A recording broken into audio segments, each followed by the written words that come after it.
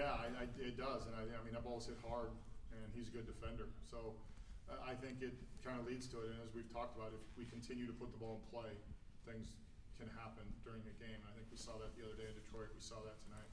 Almost the type of play where, like, earlier in this month, like, that's probably the type of play that big catch and that turns into maybe a double play. Yeah, I mean, I think at times you create your own breaks, and and we talked about early on. It seemed like we were getting a bunch of those, and then building off it like we did tonight. And then when we went through that stretch, it was not so much the case, or really wasn't the case.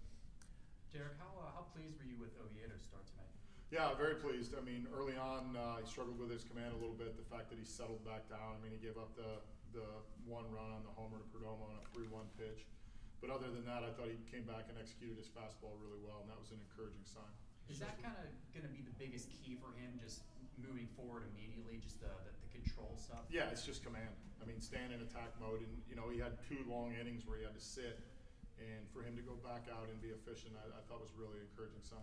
Shelton, the way his slider played, is that more, he was executing it tonight, or was maybe he brought up that he was throwing the sinker more? Does it play off of that? Yeah, I think it does, and I mean, it goes back to when you command your fastball, then you can use your other weapons, and tonight he had better command of his fastball, and then I think the slider was better. There was more consistency to the arm slot. There was more consistency to the action of the pitch, which we had not seen over the last 2 starts. Shelton, between this and Wednesday in Detroit, even having the day off and then seeing Reynolds hit a home run, can you guys breathe a little bit now? Yeah, I think so. I mean, we've played well in 3 of our last 4 games, going back to Mitch's start in Baltimore.